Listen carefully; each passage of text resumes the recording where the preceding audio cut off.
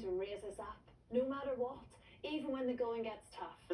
There's no need for a picture of you fellas, not when you're looking like that. But we have got some clips of those hit Boyzone and Westlife songs that I've just mentioned. We got a little world of our own. I'll tell you things that no one else knows. I'll let you in when no one else goes. It's only words, and words are all I have to take your heart away.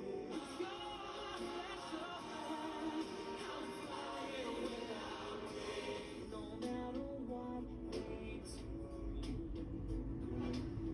no matter what they do, so high that I could almost see eternity.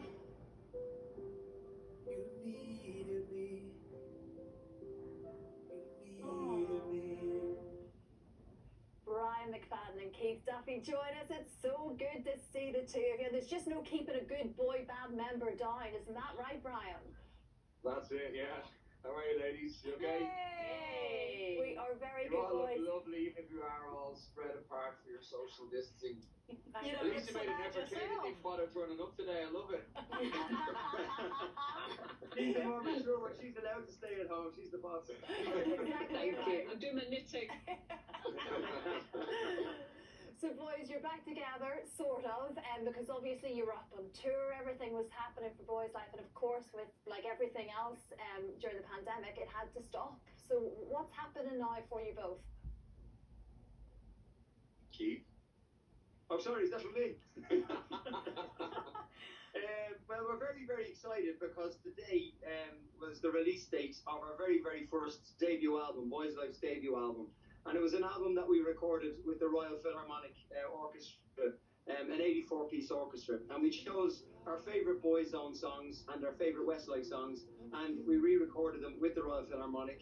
And to be honest, we're absolutely blown away by the reaction. The album has gone straight into the top 10 today.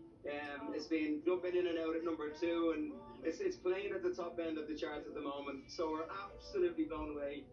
Oh, nearly 27 years in the business, and to be given like this opportunity again to get back out on stage, to play to sold out houses, but now for this album to be a hit album and to be in the top 10, honest to God, thank you so much to our loyal and dedicated fans. You're so good. It's very good. And of course, I mean, I'm always interested, have you two always been friends? Because I'm guessing back in the day between the bands, there must have been some sort of competition. There wasn't really, because you have to remember that when Westlife began, we were Boyzone support act. So it was Boyzone that gave us our break. You know, we toured all over Europe, and must have been nearly 2 years when we were with a support act.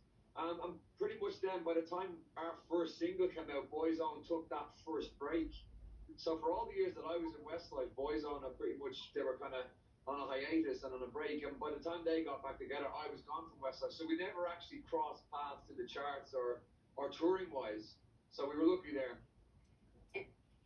It must be really nice to have that nostalgia with you guys being back together.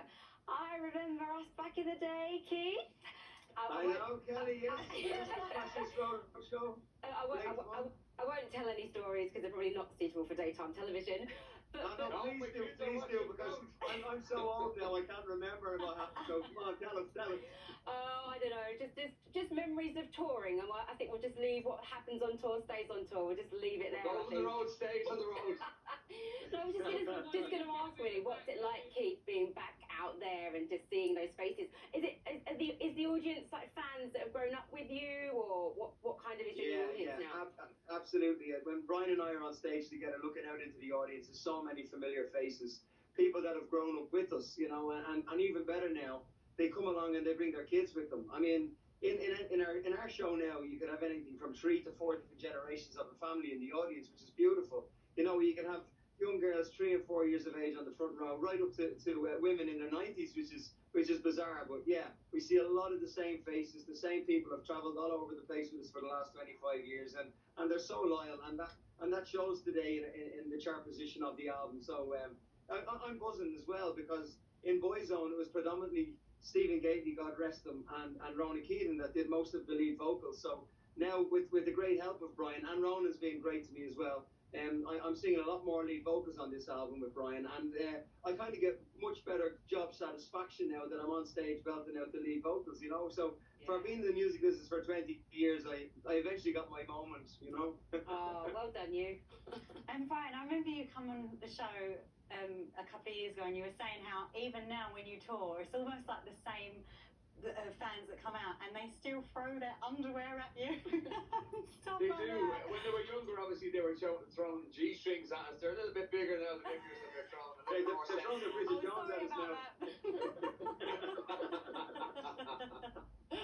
Yeah, I don't know when that's. I guess that started back in the old days of Tom Jones, and the fans used to throw underwear, but I don't know where that comes. You know what's weird? As a kid, we used to think it was funny, but now we're so hygienic. It's like I don't want someone throwing their dirty knickers on the stage.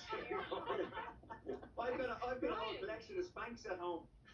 Ryan, did I not hear one time that somebody actually gave birth in the audience at one of your concerts? Well, she didn't give birth. She went into labour in the middle of the show. So we saw all this kind of commotion happening in front of us as we were singing. And when the song was finished, we asked kind of what was going on. And apparently the girl's water broke and she went into labour right there at the gig. So that's not the worst. Though we've had some interesting kind of situations. We were in Belfast on our first tour together as Boyzlife, and there was a couple in the front row. I have to be very careful how I word this. I have to be careful how I word this. But anyway, this woman was obviously a very big fan of Boyzlife, and she brought her husband, and they'd had a couple of drinks, and the husband was kind of heckling Keith and I as we were singing, which the wife didn't take very well, so she started to beat, I don't know what the word I can use, she started to beat him up, let's just say, and throw a few punches. It was an And altercation. right in the middle of the show, the police came in and took the two of them out in handcuffs. Oh my god! So clearly this woman loved me and Keith a lot more than she loved her husband. Yeah. There were other Standard, issues. Brian, standard. And like the pros you wear, you carried on singing, I'm sure, the whole way No, we through. stopped and had a great laugh. Oh, God. We said, stop, I want to watch. I don't want to miss this. Well, look, obviously we don't condone that, just so you know. Please don't get No, into of any course kind of not. other arguments at a Boyzlife concert. No, wait till after the concert to do it. Yeah, we're slightly run out of time, boys, but I do know this is like a bit of a precursor to the album you really want to make, and that's the one that you're going to write from scratch yourselves. And so there's lots happening for you guys. It's great to see you both again.